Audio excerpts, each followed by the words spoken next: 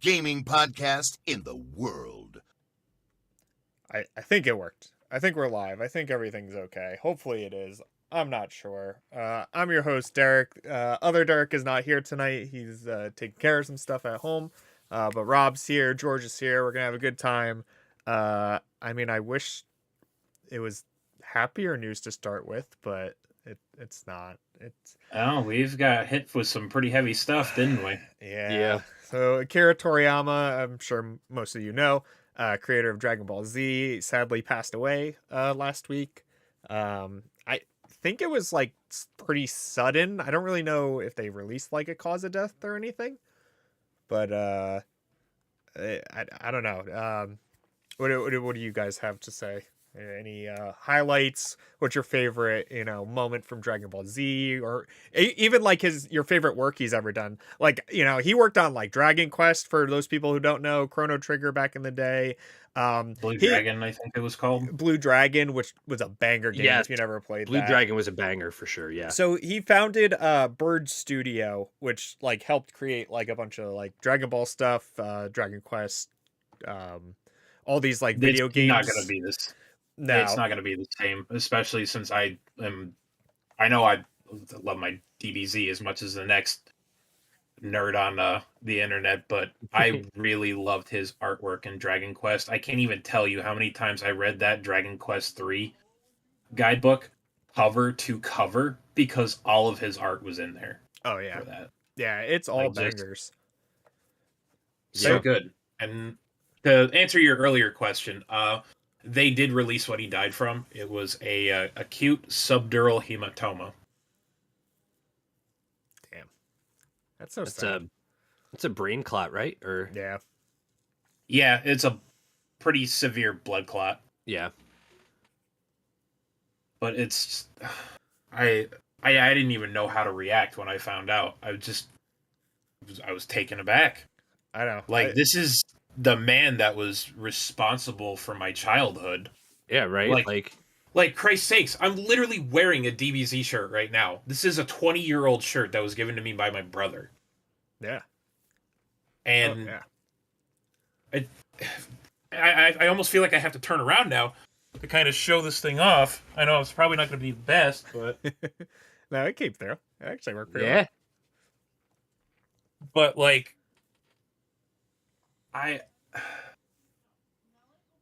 I'm going to say that it's a terrible shame that he passed away, and my condolences to his family and everybody that was affected by this. Yeah. But yes, I don't want to focus so much on that so much as the happy stuff that we were all given. And as far as Dragon Ball is concerned, I think my favorite moment, even though that I know that he got turned into a jobber beast form, be damned. Right. Was the moment that Gohan turned Super Saiyan 2. Because that was our boy. We grew up with him. Yeah. Teen Gohan, man, was definitely an iconic moment for me.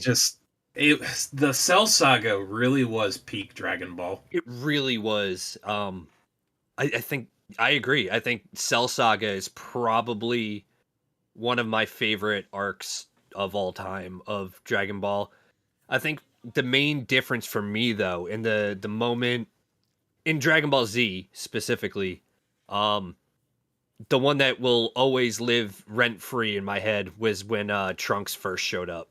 And ooh, that was so cold. And just how dirty he did for, like, Mecha Frieza was just chef's Goku kiss, had an entire arc-long struggle with this man. He shows up seemingly can't be killed, and then Trunks just jobs him, just absolutely annihilates him.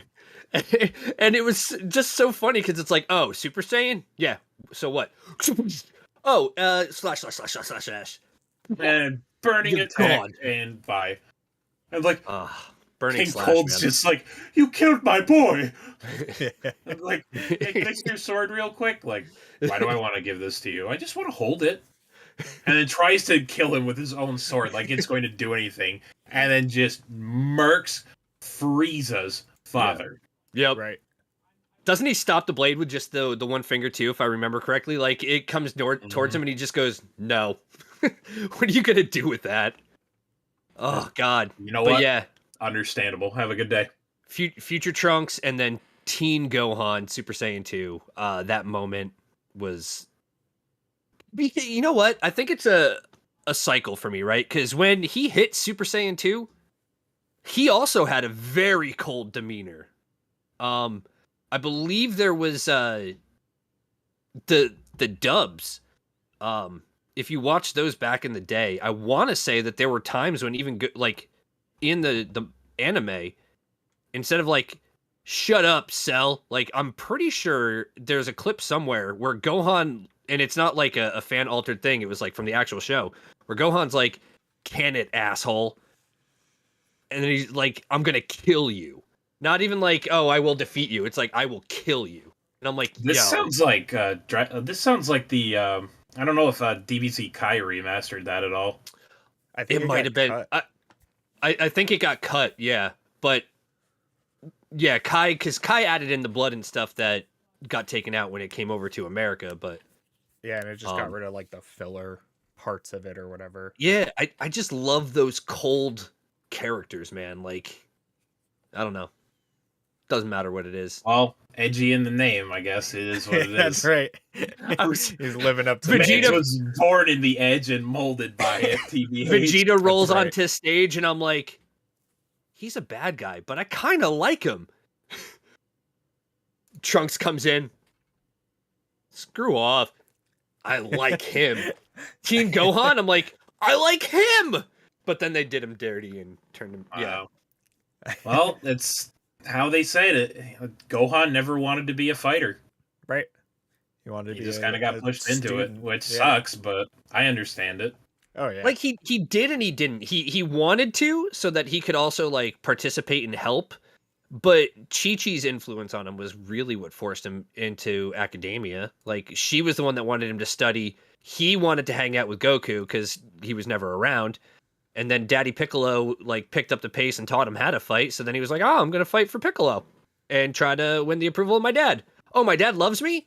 Oh, I just saved the Earth. Yo, I'm out. I'm done. I did it. Back to school. I'm gonna get married. I'm gonna be around for my kid."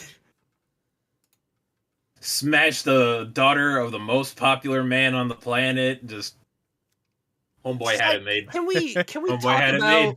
Can we talk about how they had to change his name to bring the show over to America? Like, why? Yeah, it was because it was still around the age where America was on their fucking Christian televangelist hokum.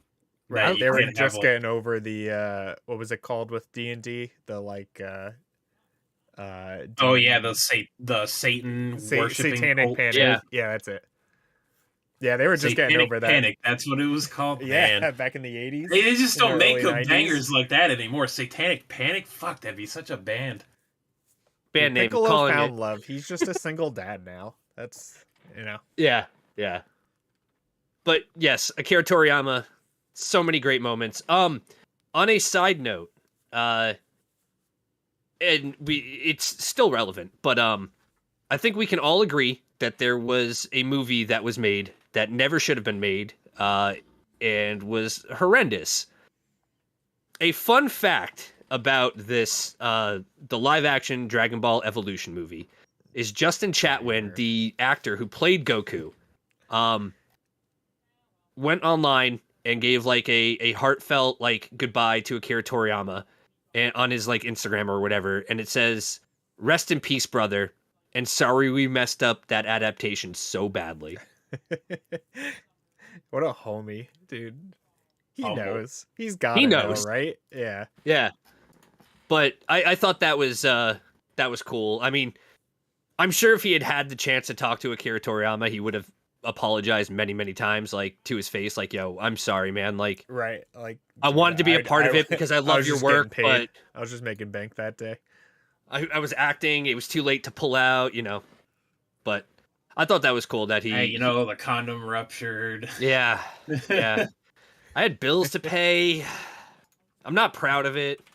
now I got child support to deal with, and it's just kind of just it's just like can I just get some change real quick. Yeah.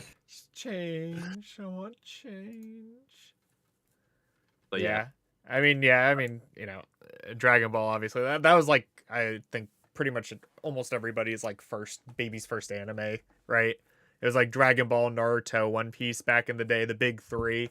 And it's like, that's not the big three. No. Bleach, sorry, George. Bleach just, it doesn't have the hit of the other three, I feel like. It really didn't. I could not make myself. It's sad to accept, but the Bleach. I tried. Dragon Ball is not part of the big three. He's the grandpa. The big three is not subjective. He is the father of the big three. Dragon Ball is the father of the big three. Without Dragon Ball and Dragon Ball Z, we would not have gotten Bleach, Naruto, and One Piece. Everybody refers to the anime, but the big three is about the manga. And the Bleach manga was a banger. The anime? The anime? No. Like, it even the anime I struggled with watching. Like, there's too many filler arcs that don't make sense, and then they make it canon, and like, it's not necessary. But if you ever read the manga, it's really good. But yes, no, it's not subjective. It is fact. It is highest selling manga sales of the time. There's no debate. Yeah. We don't want to talk about where things would have been without Fist of the North Star, without JoJo's Bizarre Adventure.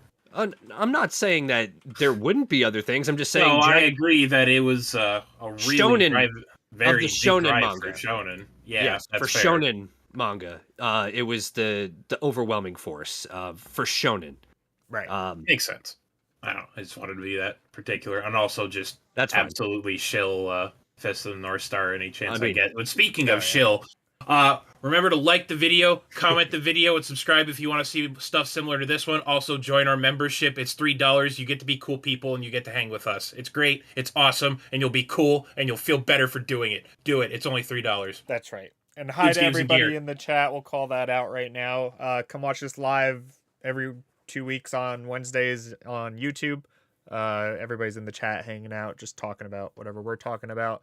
One more shout out before we get off of Akira Toriyama is that so he made a game studio called Bird Studio.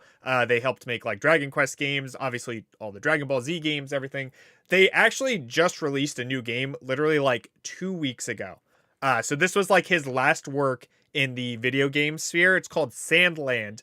It's based off of It's based off of his manga that I believe was the one right after Dragon Ball Z finished. And before he like went back to Super and everything, obviously.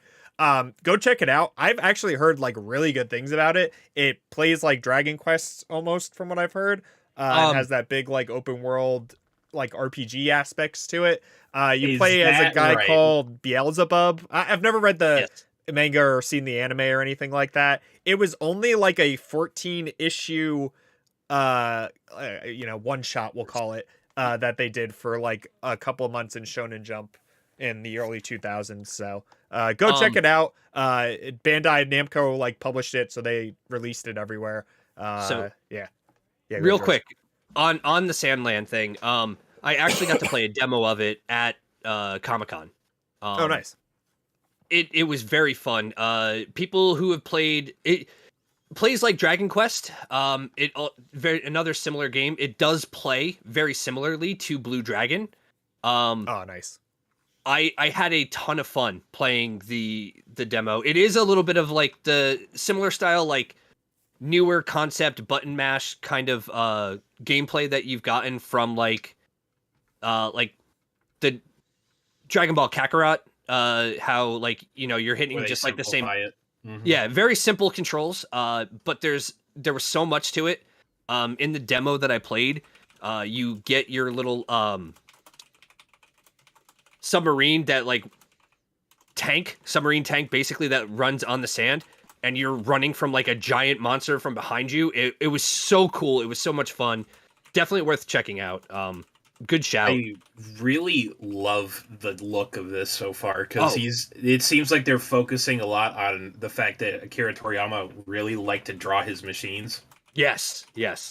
And I took one look at the Steam page for this and looked at the little animated GIF that they have of a little bit of a teaser for the combat, and like Right. I got Chrono Trigger vibes immediately. Yep. That it straight up looked like Robo. It looked like Robo. Right. It was, And the demo was a lot of fun. It's definitely worth checking out. oh boy, this looks good. Yeah. I also played the demo at Comic-Con in a replica of the tank. I sat inside of it and played on a PS5. It was cool. What? That's so cool. Yeah, I think Liza has a picture. If I find it, I'll put it on the Discord. So awesome. join our Discord while we're circling back to shilling. You can see stuff like that.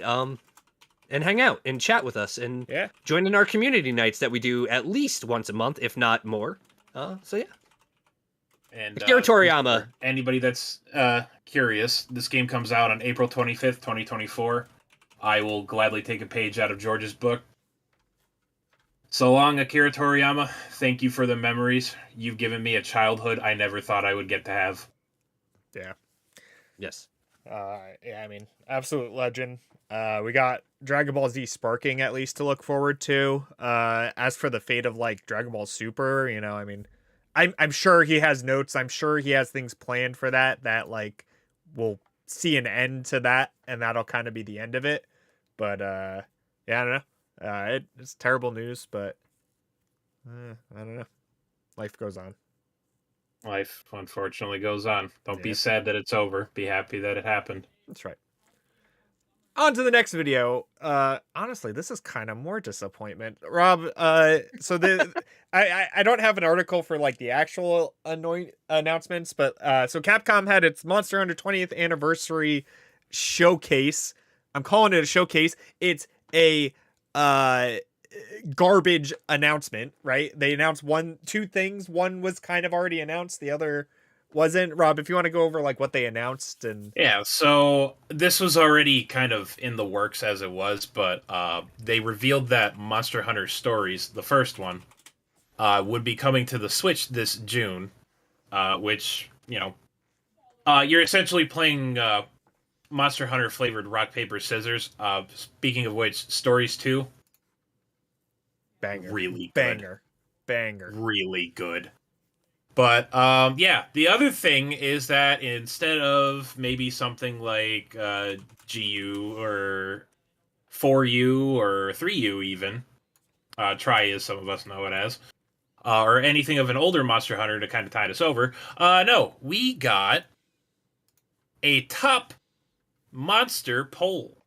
Yeah. That we heard of that put all 229 monsters in the series against each other to see which one came out on top.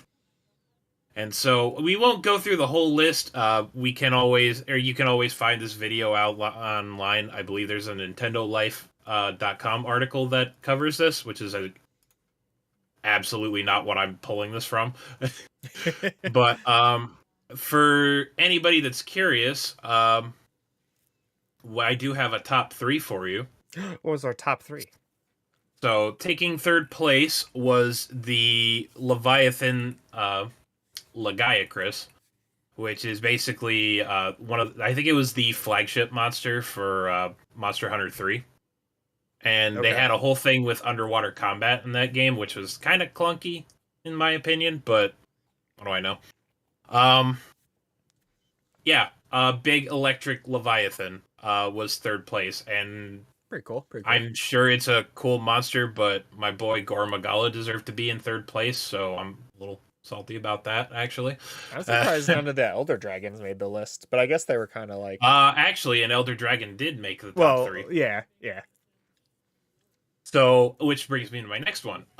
Number 2 on the list came in Monster Hunter World and was the flagship Elder Dragon, Nergigante, which... Wow. Which my boy made it. Nice. Like, I had a lot of fun learning how to fight Nergigante, Arch-Tempered Nergigante, Ruiner Nergigante. It was just, such a good fight. He's just such a Such a jerk. I love it. Yeah. He just kind of throws shade with anybody. It doesn't matter. Just such a good monster. Really love him. But that's not important right now, because you all want to know what the fan favorite monster is in this entire series. What everybody loves. It's gotta be Pookie, right? It is not. It is, in fact, the electric... Anjanath. No. It is the electric fanged wyvern Zinogre. This big, fluffy, electric asshole that cannot stay still, that was debuted in Monster Hunter Portable 3rd, is the most popular monster. Which I would agree with that. Zin Zalabim is a very fun fight. Right. And he's been in every one, right? For the most part. Since his debut, I'm pretty sure he's usually a staple. Like, I think I ran him in Monster Hunter Stories 2. He was on my team for a while. I too ran Zinogre. Yeah.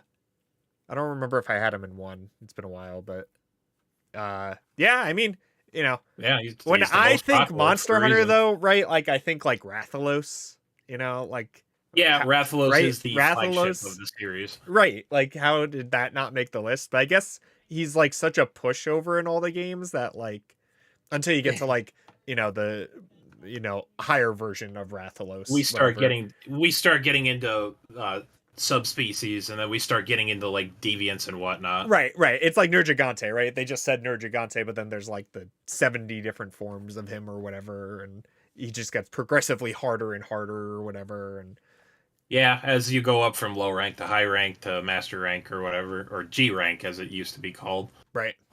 And then both Rathalos and Rathian had some nasty variants and deviants. Like, I know as far as variants go, Silver Rathalos and Gold Rathian, ooh, those were spicy. Yeah. I know it's probably not as agreeable, but one of my favorite Monster Hunter monsters is my Odogo boy, my Odogaron. That's a good one. That's a good one. I love him. Clifford the big angry dog. Yeah, man. I gotta say, I remember when we were playing back in the day, I made Derek go with me and farm Odogaron constantly until I had all of the materials to have the full set. And then he's like, how long are you going to wear that set? And I'm like, forever. He's like, yeah, but you're going to have to upgrade. I'm like, no. And fun fact, I did not upgrade because I stopped playing shortly after because real life events happened and I couldn't get on the game. So I ended my Monster Hunter with Odogaron. This is unfortunate because there was so much good stuff. If I had to pick a personal favorite, though, if it would have been my top favorite, it would probably have to be Gormagala, honestly. Dude, damn. I was thinking you the already same know thing. because you gave me that statue and I about teared up at your place. Yeah. Gormagala is a baller. It's just so clean as a design. Just the whole frenzy virus aspect of it is so good. It's just, and then you either get chaotic Gormagala, which is just a Shigaru that didn't get to be a Shigaru, and then actual Shigaru proper is just, it's just such a good monster. You know, another one that I really like though is Nargacuga. Narga is also a very good one. That's like another staple one too. I feel like they've been in the series for a while, so yeah. Narga's been in the series for a while. I would have to go on record by saying Rajang is another favorite of mine. I heard he was super tough when he was Furious George is not an exaggeration when I call him that. Actually, you know what? I probably did play longer and finally upgraded off of Odogaron set because I remember. I don't know if I was playing with you at that time, Derek, but I do remember when Devil Ho or whatever got added in. Okay, so good. I remember I thought we tried to do it and it didn't go well at all. And then the next time we went on to try, it just also failed, and then I stopped playing.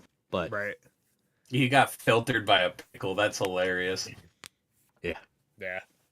I love Magnamalo's design too from Rise. I thought he was just like he just reminded me of like a big pig Ganon form, like just that dark energy resonating from him. Like his was sweet. Magnamello was a really clean design. Yeah, I still have to go back and play the DLC for Rise. Gunbreak was so good. I keep hearing it was just amazing. Actually good. And I can tell you right now, you will fight Gore and Shigaru in that. And the fight is actually amazing. Yeah, that's awesome. And the new monsters that they introduced, I kind of on the fence about Luna Garen, honestly. But Garen Golem, so cool. Like, Garen Golem was such a cool fight. And the armor you get from it makes you literally look like Mazinger. Damn, that's awesome. That's so good. I loved Sunbreak. It was so awesome. Yeah. Yeah, I gotta go back one day. I'll probably rebuy it like on PC so we could all play. I don't know if there's crossplay or anything, but I don't think so. But if we were to do it on Steam, Steam, we could all play. Make a night of it. I mean, Monster Hunter is a game that I Sherpa. Yeah, Monster Hunter is a game that I would love to. Like, I tried to rekindle it right before, or right after, the Iceborne, or the Ice, what was that expansion? Monster Hunter Worlds was Iceborne. Right. Worlds is the one I played the most of, but when Iceborne came out, a couple other friends of mine, we all tried to get back into it, and we were going to run fours, but we had somebody who was Sherpaing, and they're like, oh, I'll just wear lower level equipment and go with you guys. And another friend of mine was like, no, I don't want to do that. I want all of us to start fresh. And my friend's like, well, why would I do that? I agree. Why would I do that? So do you know how much work goes into these games? Yeah, there was a lot of mixed reviews, because he was like, I want to experience it, because he had never played. My one friend had never played before. He wanted to experience it from the beginning, learn the mechanics and learn everything that there is to learn about the game. My other friend's like, no. I want to rush you guys to get to the Iceborne content. I want to get you through World and get you to Iceborne. Right. And there was mixed opinions. Yeah, and I did mixed about that too. Why not just enjoy the ride? Yeah. Everybody's different, but I mean, granted, I wouldn't do that now, because when I bought the game again on Steam, I absolutely bum rushed my way through it.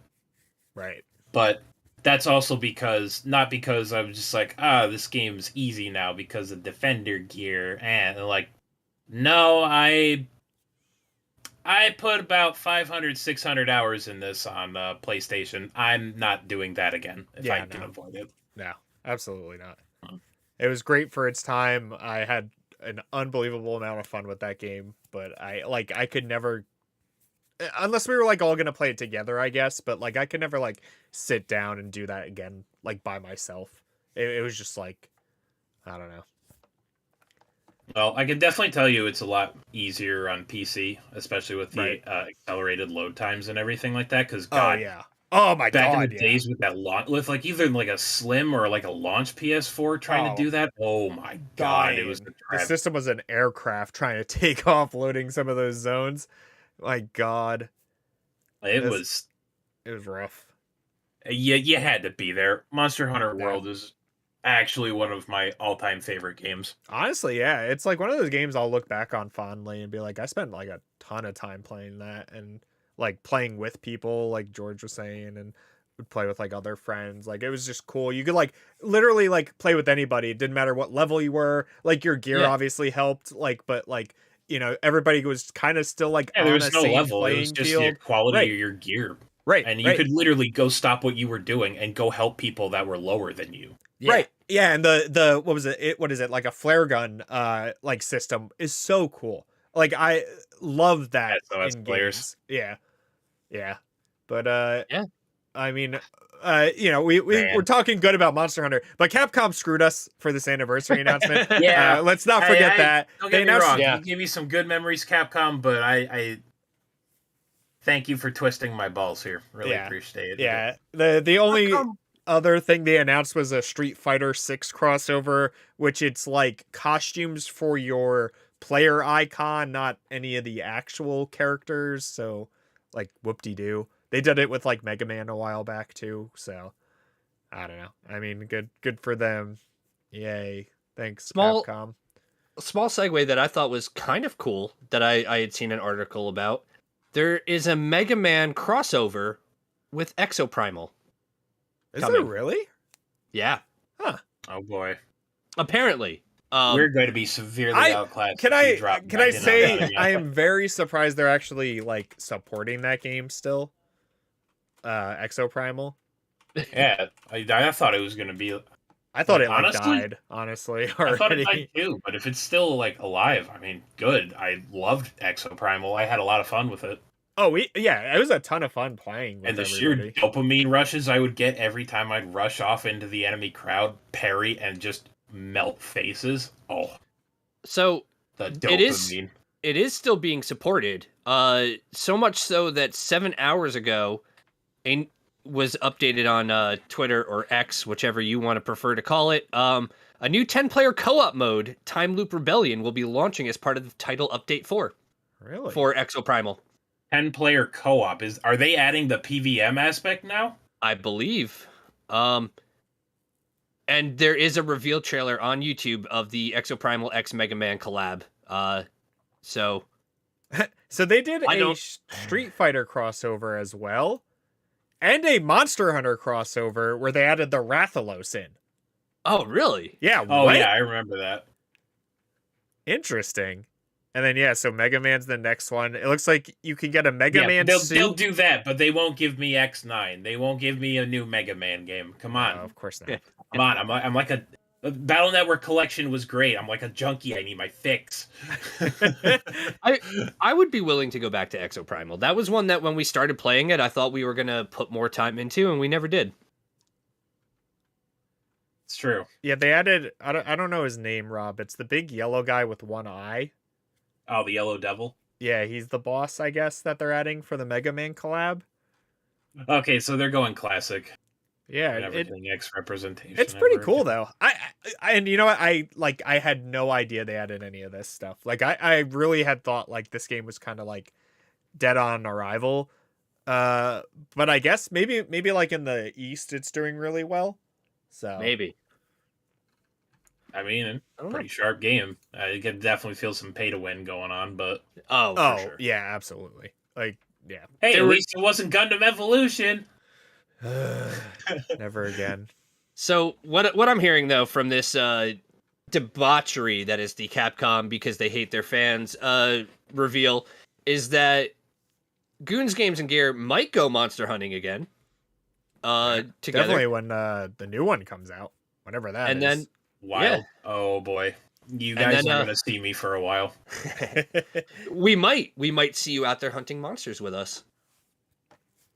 In your over-leveled gear. Rob's gonna blow. Rob's gonna blow past us like he does. I'm gonna blow past every single friend I have that ever. It's like, Rob, you want to play with us and have fun? He's like, I'm done.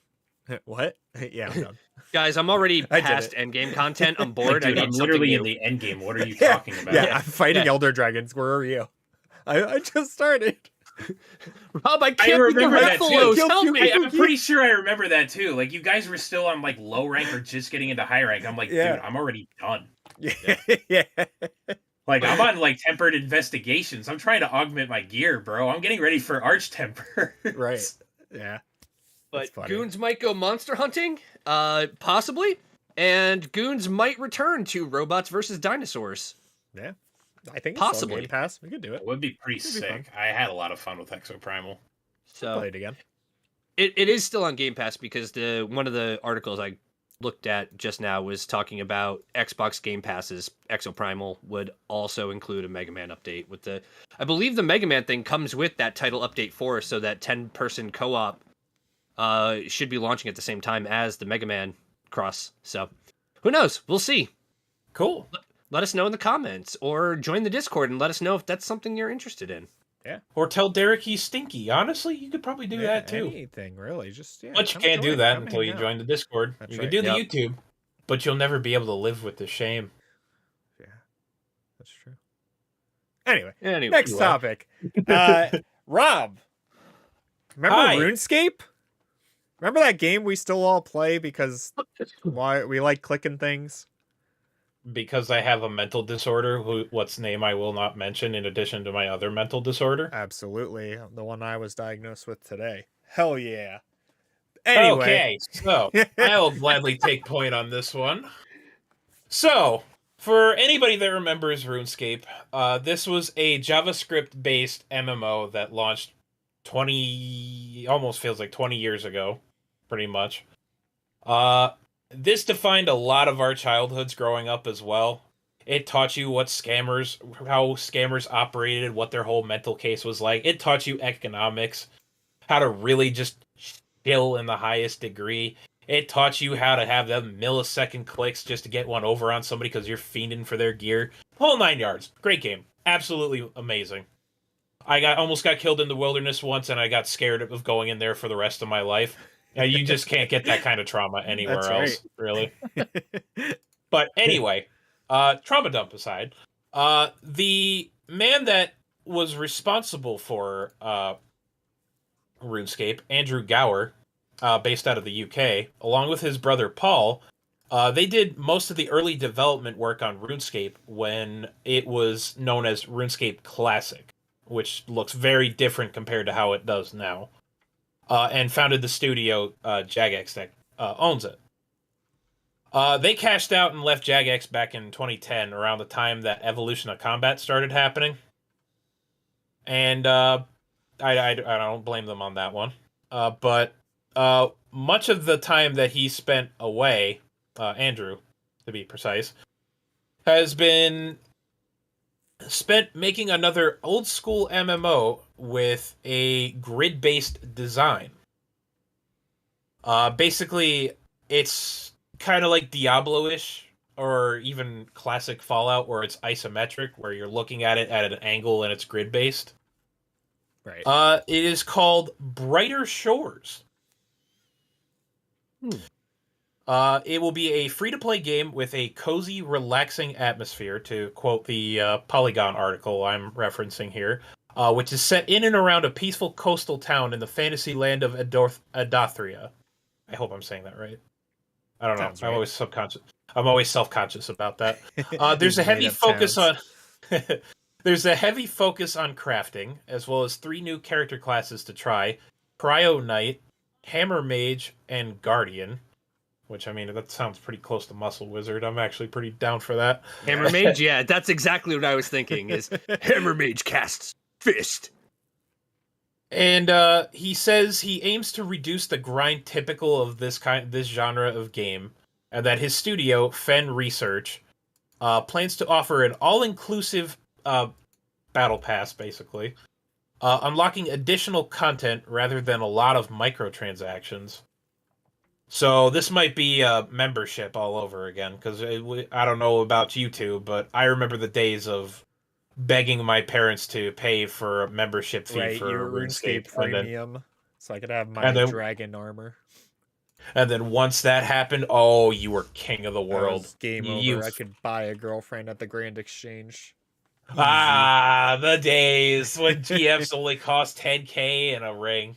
That's right. So I'm watching like the trailer video for it. It like heavily gives that like RuneScape vibe, but like with a twist, which I really like. It kind of has like RuneScape 3 graphics, it looks like, not like old school RuneScape, but that's fine.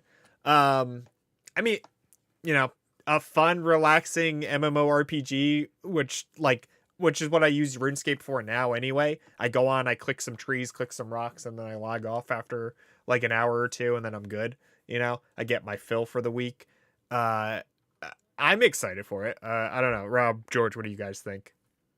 I mean, it's Andrew Gower's work. I have a feeling that this man knows just how to tickle my desires in just that right way. I'm very excited for this, especially since this is also done its own custom engine and programming language, so I'm very interested in seeing how this happens. Right?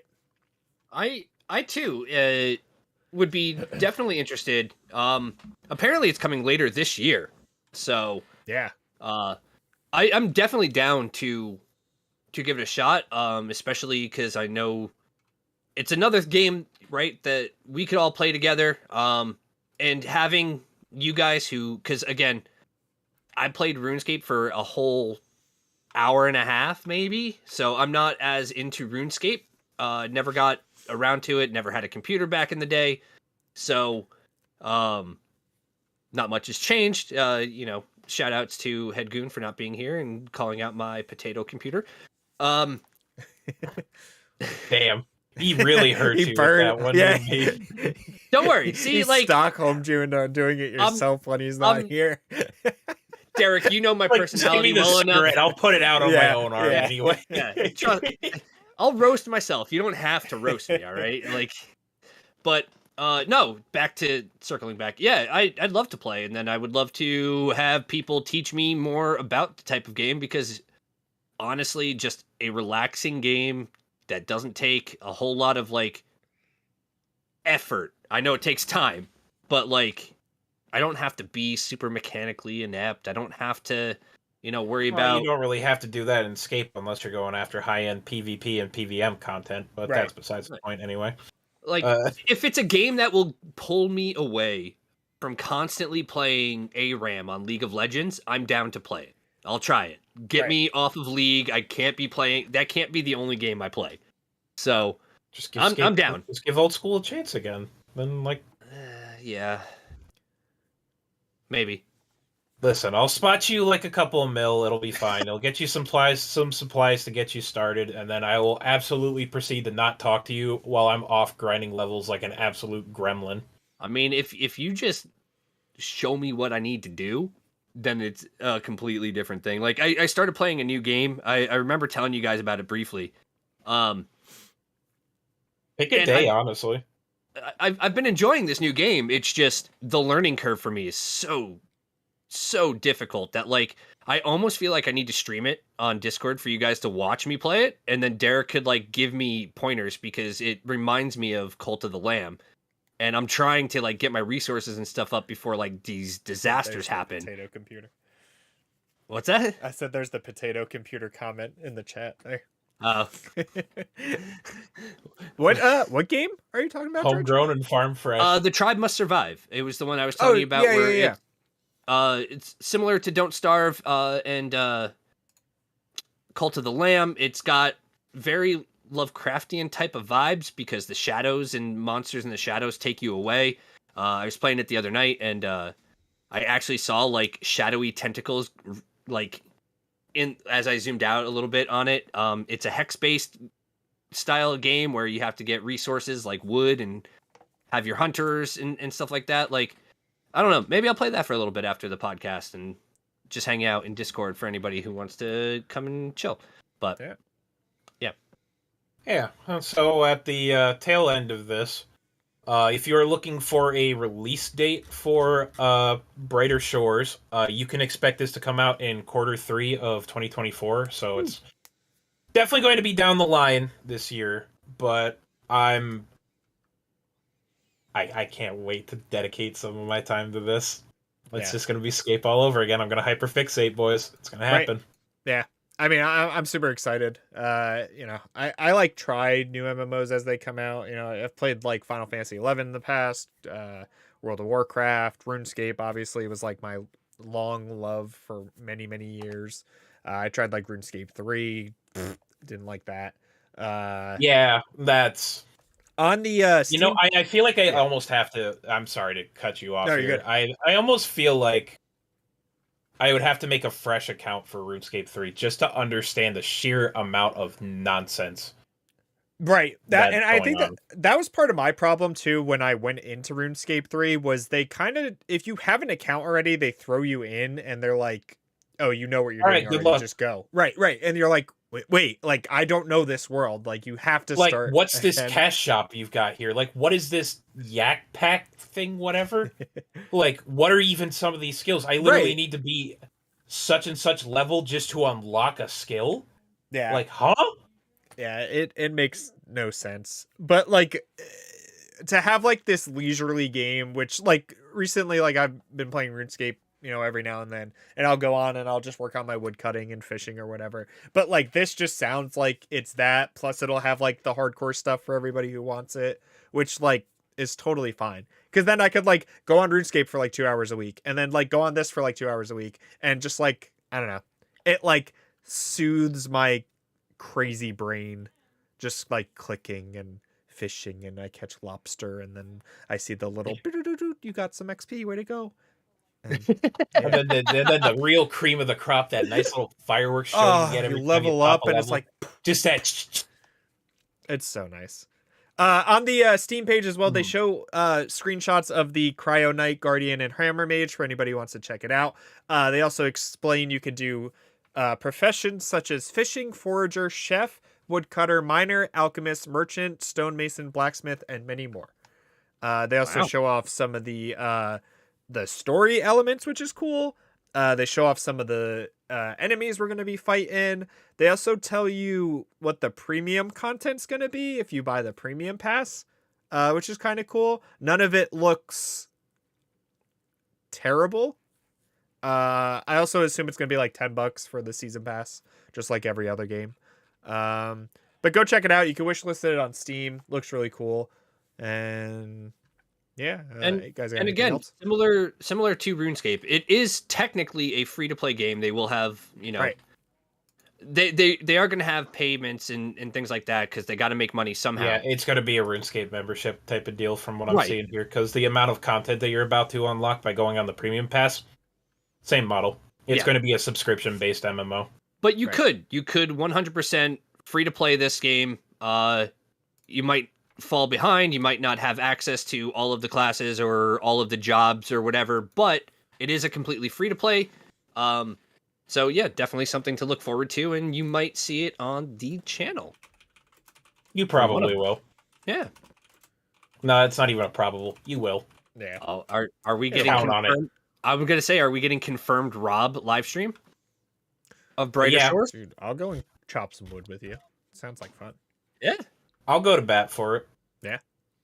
I hung out for your RuneScape. It was a pretty like comfy it. stream. All Was I'm a pretty saying- comfy stream. I think I'm most excited for is the soundtrack.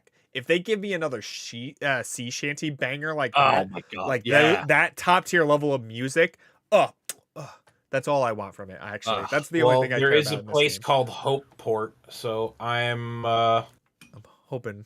My hope is there. My hope is in hope. The hope is there. It is currently added to my wish list as well. So Yeah, I'm Just- excited. amaze me. All right, and I our last suppose article. that takes us to our last article. That's right. Our fair friends over at Starbreeze have suffered a loss. Starbreeze being the company that made Payday. Their CEO has resigned. Tobias Sojourn.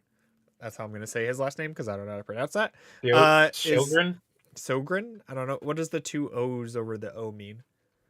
Like I know. So in German, that's typically when you get to an O with the two dots on it, that's called an umlaut. Umlaut. umlaut, Yes.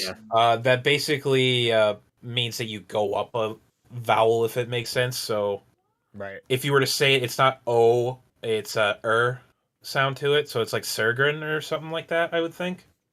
I want to say that's correct. Yeah. Anyway, that guy is stepping down. I think he's been in charge for like 3 years, so he oversaw like the end of Payday 2 into Payday 3, and I'm sure like that was enough to just like drive him mad and make him quit.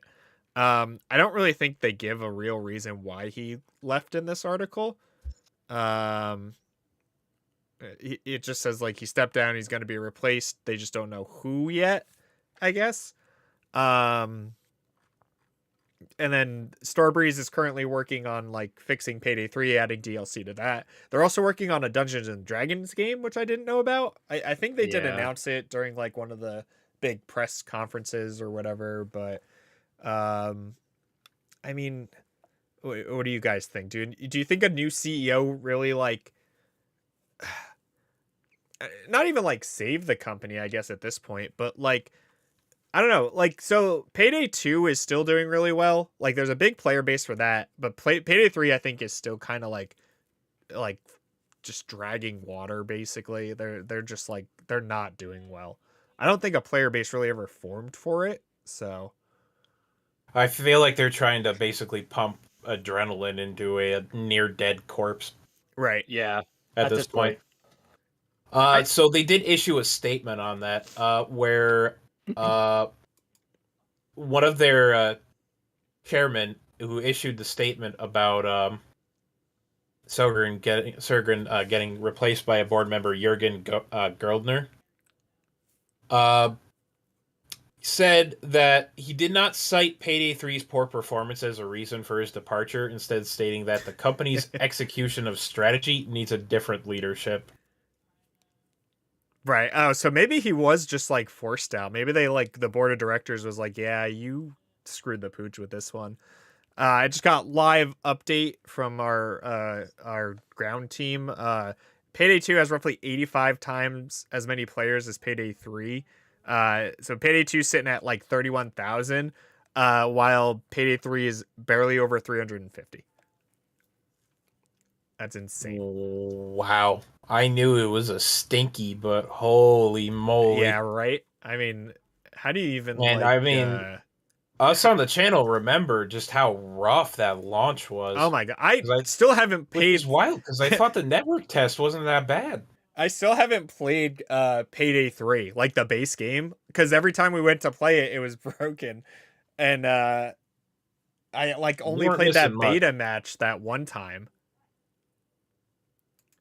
You were not missing much. Yeah. Yeah. Yeah, I mean, I don't know. I also don't know how I feel about Starbreeze working on a Dungeons and Dragons game. I feel like, you know, Dungeons and Dragons has come a long way, right? Like from the Satan Panic to, you know, the ostracizing of people who played it as being nerds and geeks and stuff to like the mainstream highlight that it is now. I feel like they're just trying to find a way to leech money in an area that they don't even really have like place being in. Like what other things have Starbreeze like Alone in the Dark? No. Like what other games have Starbreeze worked on? Is it only Payday? No, they had some GTFO, I think, was theirs. Okay, so a first-person shooter horror game. Another one, yeah. I think that's it. I think it's all just been first-person shooter co-op games. You know what game? Third-party publishing. So it's not necessarily them. The game that I was mentioning before, as I type in Starbreeze Entertainment, is the very first thing that pops up on their website. Which one? The Tribe Must Survive. That game that I was just talking about They made a little that? while ago. It says third-party publishing. So okay. developed by Walking Tree Games, published by Starbreeze Entertainment. So they published the game. Right. But yeah, like Yeah, they are the developer for Payday 3. The publisher is Deep Silver. right. For, Payday. Oh, okay. So they're just a publishing Fun fact, company. on Steam, Payday 3's reviews, all reviews are mostly negative at 37,000, and recent reviews have been about 550 of them, and have been overwhelmingly negative. Right. Yeah, it's looks like sad. Turtle versus Turtle. I've like never heard of any of these things. Payday 3, RoboQuest, Payday 2, and then Project Baxter, which is they did Brothers, A Tale of Two Sons, Chronicles of Riddick, Assault on Dark Athena. The legacy games, that's where they hit their stride. John Wick Chronicles, Raid, World War II. So like they've got a mixed bag, right? So, but I'm not sure how I feel about a D&D game. Like, I don't know. Like so that's this Project Baxter. That's the D&D one, I assume. Yes, that's my current assumption, is that it's operating off of a codename Baxter. So like it could be good. So this one is developed and published by Starbreeze, Project Baxter. So they're like actually making that game, it looks like. Interesting. I mean, I don't really know. I feel like they might just be better off just like looking to sell, like kind of partner up with some bigger company. So you want a bigger company that they're partnering up with? How about Wizards of the Coast and Hasbro? Right. Make the D&D like an actually licensed game. They are. Eugene Evans, SVP of Digital Strategy and Licensing at Wizards of the Coast and Hasbro, our collaboration with Starbreeze is a prime illustration of our strategy. Given their impressive games and passion for Dungeons and Dragons, we are confident that they will create an experience that will delight fans worldwide. So we'll have to see. Apparently that one's not coming out until 2026. But apparently Wizards is also going to be involved in the making of this D&D game. So I will hold. I'll rescind my I don't know how I feel about this and wait until more gets revealed on it before I give an actual opinion. First takes, I'm not sure how it's going to go. I don't know if they can pull it off. Having Wizards on hand for the creation might change things. And Brothers was a good game. So, I mean, they have their name on some good work, but Right. Payday 3 sucks. Yeah, they have a decent reputation. They just blew the ball way too hard on Payday 3. Ooh, and it's going to be on Unreal Engine 5 as well, so we'll see. Yeah, I don't know. I mean, good luck to them. For real. I hope they fix Payday 3 at some point. Maybe this shift is what they need. Maybe they do need like a new CEO to come in and be like, hey, what happened? Like, why? How can we go from such a blockbuster of Payday 2 to this? Like, right. More or less the game's kind of the same, right? Like, there's not too many big changes, Yeah. So it's like, what went wrong in the coding and stuff? But I don't know. Let us know in the comments what you guys thought of Payday 3. Was it terrible? Did you get to play it? And has it gotten better? We haven't, like I said, we haven't played it since launch. So if that, and it was terrible then, but it's been like 6 months now. It's been like, half a year since that game came out. It's been quite a while. Came out August of last year. I'm just glad I didn't pay money for Payday 3. That's, what? Same. God bless Game Pass. I'll pay for that. God bless Game Pass. That's right. And I don't have the intro song, but that's the show, guys. Thanks for joining us tonight here on Goons Games and Gear, the greatest podcast in the world. Let us know what you guys thought in the comments below. Like, comment, subscribe, all that fun YouTube jazz. It helps us out. It helps everybody out. Become a member today. It's $3. $3. You get cool emotes like this one. And then I have to do it for the vertical too. Like this one, that's one of our emotes. That's Derek. He's just there now, though. He's just a picture. It's cool. We got emotes of Rob, George, myself.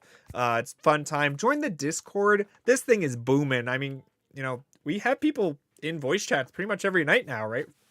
I mean, you guys are in the voice chats more than I am, but just about every night. Yeah, just about there's every always night. Something going on. Everybody's looking to, hang out, just play games. We've been playing Tekken, Siege, Star Wars Battlefront Collection just came out. We're going to be playing that this weekend, I'm sure. Helldivers 2, it's always a good time, helps us out too. Let us know, give us the feedback. We love the feedback. That's pretty much it. So, we'll see you guys next time. Thanks for stopping by. Bye-bye. Later on, y'all.